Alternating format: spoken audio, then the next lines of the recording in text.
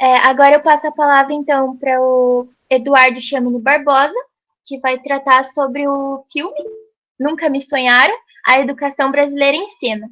O Eduardo é advogado, graduado em Direito pela Unifaciar e é mestrando em Direitos Humanos e Políticas Públicas pela Escola de Educação e Humanidades da PUC do Paraná.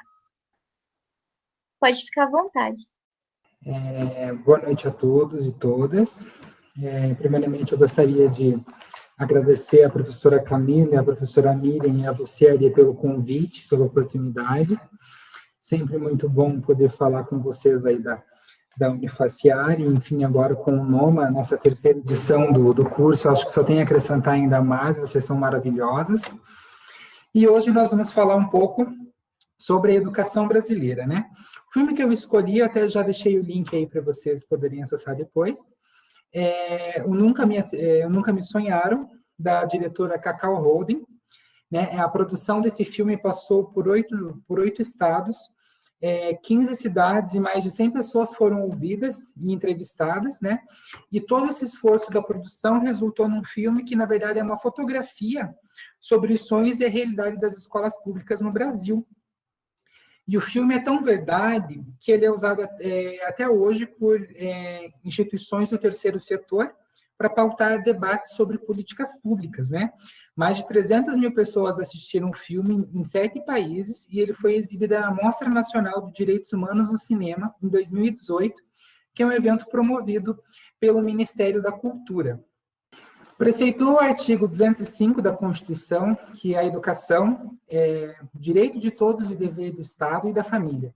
Ela será promovida e incentivada com a colaboração da sociedade, visando o pleno desenvolvimento da pessoa, seu preparo para o exercício da cidadania e sua qualificação para o trabalho. O artigo 206 do texto constitucional é ainda mais bonito. Ele vem falar sobre a igualdade de condições para o acesso e a permanência na escola, sobre a liberdade de aprender, ensinar, pesquisar e divulgar o pensamento, sobre a garantia do padrão de qualidade. Enfim, a Constituição, e é bom que eu diga aqui, a educação é dispositivo constitucional desde a primeira Constituição do Brasil, lá a Constituição Imperial de 1824. E veja, a Constituição atual dispõe sobre os sistemas de ensino, sobre a organização orçamentária, né? Agora foi aprovado mais uma PEC, colocaram o Fundeb, né, o Fundo Básico de Educação, na Constituição. E onde é que está o problema da educação no Brasil? O direito aqui, ele está posto, né? Ele está garantido. A letra da lei é linda. O que nós vamos falar aqui hoje não é essencialmente sobre o que se tem direito, mas é o que se tem de fato. Nós iremos abordar, então, a distância entre o texto constitucional e a realidade. Nós precisamos falar sobre quem está nas nossas escolas, quem são as pessoas que estão por lá, qual que é a cara da nossa juventude, e o que eles fazem, o que é a nossa juventude e o que eles querem, pelo que você daria a sua vida. Essa aqui na foto é a mãe do Marcos Vinícius. O Marcos, ele acordou atrasado em um determinado dia e ele foi se encontrar com um amigo, né, na casa desse amigo, para que eles pudessem ir junto para a escola, como eles faziam todos os dias. Ao sair de casa, eles foram testemunha de um tiroteio entre a polícia e o tráfico e acabaram indo para casa se proteger. Após pensarem que a troca de tiros havia acabado, eles decidiram sair novamente e voltar para a casa do menino Marcos. Quando eles estavam em uma das ruas principais da favela, o estudante levou um tiro nas costas e acabou morrendo horas depois no hospital.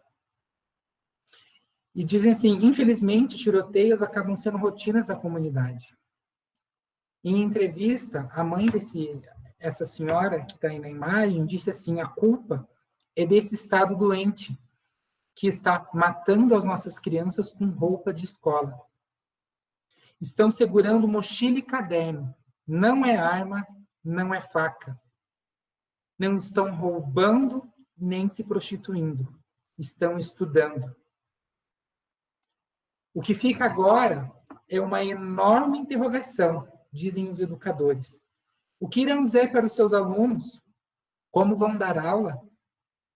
O sentimento hoje é de vazio, de raiva. Daqui a pouco vem a tristeza, disse a professora do menino Marcos, professora Roberta. O Marcos foi o primeiro aluno que ela viu morrer. Mas o professor, um outro professor, o João, mais velho, com anos de experiência, disse que já está acostumado com esse tipo de situação. Quem dá aula em comunidade perde vários alunos. Eu já perdi uns 5 ou 6. É essa juventude que frequenta as escolas no Brasil. Ali eu coloquei S em juventudes brasileiras, porque não é possível que a gente fale que nós temos uma única juventude. Nós temos, sim, uma juventude branca, de classe média alta, que frequenta cursinho no contraturno escolar, que estuda em escola particular, que vai fazer intercâmbio no Canadá. Mas nós temos milhões e milhões de jovens subalternizados, escondidos, ocultados. Nós temos juventudes diferentes. Nós temos juventudes que são preparadas para serem parte da elite e juventudes que são preparadas para servi-la. Essa é a divisão básica. Inclusive, isso se arrasta desde os tempos coloniais, onde os filhos dos mais ricos iriam se tornar doutores na Europa. E os filhos dos mais pobres mal eram alfabetizados para trabalhar na colônia. A violência, e ali você pode ver a camisa do uniforme escolar dele manchada de sangue, e dentro da bolsa um caderno do Flamengo e alguns outros pertences. A violência das ruas reflete diretamente dentro da sala de aula. Todos nós puxamos o gatilho para cada menino assassinado nesse país. E a história desse menino que está representado aqui, do João Pedro, só confirma o que nós acabamos de ouvir. João Pedro era um menino de 14 anos que foi baleado e morto durante uma operação conjunta da Polícia Federal com outras forças de segurança no Rio de Janeiro. Depoimentos colhidos dizem que a polícia chegou atirando enquanto João Pedro e outros jovens estavam deitados no chão, tentando se proteger, antes dos policiais realizarem disparos com arma de fogo. O menino João Pedro foi atingido por um tiro de fuzil nas costas, quando estava dentro da casa dos seus tios na comunidade. Em depoimentos, policiais inicialmente disseram que teriam disparado cerca de 20 tiros, mas alteraram a versão e admitiram ter dado mais de 60 tiros durante a operação. O pai do João Pedro disse assim: a polícia chegou lá de uma maneira cruel, atirando, jogando granada, sem perguntar quem era. Se eles conhecessem a índole do meu filho, quem era o meu filho, não faziam isso. Meu filho é um estudante, um servo de Deus. A vida dele era casa, igreja, escola e jogo no celular. Ali a polícia estava numa operação contra o tráfico, mas o João Pedro não era envolvido com o tráfico, longe disso. Mas, infelizmente, nós temos perdido muito dos nossos alunos por esse bilionário mercado. A lacuna deixada pelo abandono da educação nos traz diversos perigos. Qual é o seu sonho? Vocês que estão me assistindo, qual que é o sonho de vocês? O sonho dessa menina que está representada aqui é ser jogadora de futebol. O sonho dela foi interrompido por 4 anos de estupros. Essa menina que está aqui representada, ela tem 10 anos. Ela foi estuprada pelo tio desde os 6 anos. Ela acabou engravidando e teve que fazer um procedimento abortivo. No hospital, ela segurava um ursinho, como esse aí da foto, e dizia não ver a hora de poder jogar futebol. Pela idade dela, ela deveria estar entre o 5º e o 6º ano do ensino fundamental. Se nós estamos matando os meninos ou entregando-os para o tráfico, que no fim representa a mesma coisa, nós estamos estuprando nossas meninas e as engravidando e as abandonando à própria sorte. E eu digo, nós estamos, porque como bem preceitua a Constituição, você e eu somos responsáveis. Todos nós somos. Lembra do artigo 205? De fato, a educação é a única coisa que não pode nos roubar. Eu vou aqui contar uma historinha e a professora Camila vai lembrar bem disso. Em 2018, eu fui um dos organizadores do Seminário Municipal de Direitos da Criança e do Adolescente e nós convidamos a professora Camila para guiar um dos eixos. E aí, no nosso eixo, estavam vários adolescentes e crianças debatendo sobre seus direitos, né? Nós resolvemos dar voz àqueles que, enfim, você está falando sobre criança e adolescente, nada mais justo que você pergunte a eles o que eles querem, o que eles pensam, o que eles sonham. E aí, eu e a professora Camila ficamos responsáveis pelo eixo de educação e constituição. Lá tinha uma menina de uns 10, 11, 12 anos por aí, e ela não parava de falar, né? E assim, só que nós estávamos com a sala cheia, eu acho que tinha mais de 35 pessoas na nossa sala, e aquela menina não parava de falar. Aí chegou um determinado momento que a professora Camila, a gente fez meio que igual a Xuxa, Cláudia, senta lá, tá? E ela ficou muito brava. E ela foi e fez uma moção de repúdio contra mim e contra a professora Camila, falando, olha, os professores daquele eixo não me deixaram falar. Né? E ela ficou muito brava. E aí a professora Camila é traumatizada até hoje com essa história. E no final das contas, né, eu parei para pensar e falei, gente, mas é isso mesmo, nós estamos aqui para ouvi-los, né? Em que pese ela não parava de falar 1 minuto, essa era a intenção do seminário que nós organizamos, ouvir o que eles têm a dizer sobre a educação, o que eles entendem da Constituição, porque eu acho que é importante para vocês, não sei se todos aqui são do direito, mas é importante que a gente pense, enfim, mas são acadêmicos, para que serve o nosso conhecimento? A quem serve o nosso conhecimento? E naquele momento aquela menina ficou muito brava, falando, não, vocês não me deixaram falar em um seminário para eu falar, e ela estava certíssima. Né? Os nossos alunos querem a liberdade para falar e ter alguém escutando. Nós muito falamos e pouco ouvimos, né? E nós precisamos estudar e elaborar uma nova forma de educar. Inclusive, há tempos, a educação no Brasil mudou pouquíssimo, a questão da instrumentalidade. E sobre isso, professor, o Paulo Freire já dizia, e aqui eu tomo a liberdade de ler um pequeno trechinho do que ele escreve, quando ele foi tomar posse na Secretaria Municipal de Educação de São Paulo, inclusive esse livro aqui, ó, Direitos Humanos e Educação Libertadora, do Paulo Freire, é maravilhoso. Ele fala assim, eu diria que é preciso que não nos deixemos cair, de um lado, na ingenuidade de uma educação toda poderosa, e de outro, em outra ingenuidade, a de negar a potencialidade da educação. Não, a educação, não podendo fazer tudo, pode fazer alguma coisa. Temos o dever, politicamente, de descobrir os espaços para ação, de nos organizarmos nesses espaços. A perspectiva da educação em direitos humanos que defendemos é esta, de uma sociedade menos injusta, para, aos poucos, ficar mais justa. Uma sociedade reinventando-se sempre com uma nova compreensão do poder, passando por uma nova compreensão da produção. Uma sociedade em que a gente tenha gosto de viver, de sonhar, de namorar, de amar, de querer bem. Essa tem que ser uma educação corajosa, curiosa, despertadora da curiosidade, mantenedora da curiosidade.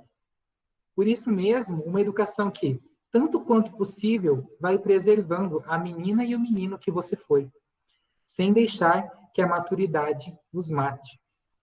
Essa educação do agora é uma educação do amanhã. É uma educação que tem de nos pôr permanentemente perguntando-nos, refazendo-nos, indagando-nos. É uma educação que não aceita, para ser boa, que deva sugerir tristeza aos educandos. Eu acredito na educação séria e rigorosa, que me faz contente e alegre. E descreio completamente da educação, que, em nome da rigorosidade, enfeia o mundo. Essa educação para a liberdade, essa educação ligada aos direitos humanos nessa perspectiva, tem que ser abrangente, totalizante. Ela tem a ver com esse conhecimento crítico do real e com a alegria do viver. E não apenas com a rigorosidade da análise de como a sociedade se move, se mexe, caminha, mas ela também precisa ver a vida como a festa que ela é. Mas é preciso fazer isso de forma crítica e não de forma ingênua. Nem aceitar o todo-poderosismo ingênuo de uma educação que faz tudo. Nem aceitar a negação da educação como algo que nada faz.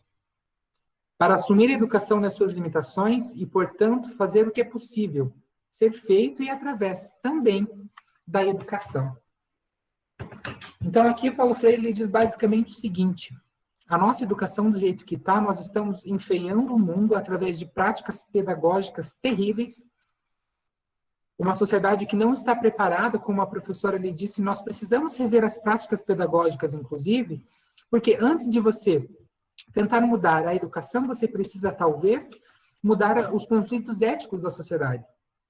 Como é que eu quero ensinar uma criança a fórmula de Bhaskara se ela passa perigos enormes para chegar até a escola? Ela pode morrer com um tiro no caminho da escola. Como é que eu tento mudar a matriz curricular da matéria de português, matemática, se a criança não tem alimento em casa? Se ela já chega na escola cansada, com falta das necessidades, com as necessidades mais básicas, não sendo atendidas? Então, aqui, Paulo Freire diz o seguinte: é preciso, sim, ser rigoroso, sem deixar de amar a educação, sem deixar de transformar vidas através da educação. A educação sozinha não muda tudo, mas sem ela não se muda nada. E assim, os nossos jovens têm sonhos, e têm muitos sonhos. Eles sonham em ser advogados, médicos, administradores, eles sonham com uma carreira, sonham com o futuro, sonham em ser presidente do Brasil. Eles sonham e possuem esse direito. Aliás, não só o direito de sonhar, mas de ser sonhado também. É difícil ser jovem no país, ainda mais como o nosso, especialmente quando nunca te sonharam. Cito por fim novamente o professor Paulo Freire, e ele diz o seguinte: ai daqueles que pararem com sua capacidade de sonhar, de invejar sua coragem de anunciar e denunciar. Ai daqueles que, em lugar de visitar de vez em quando o amanhã pelo profundo engajamento com o hoje, com o aqui e o agora, se atrelarem a um passado de exploração e de rotina. Nós precisamos voltar a sonhar, mas sonhar com todo mundo. Muito obrigado.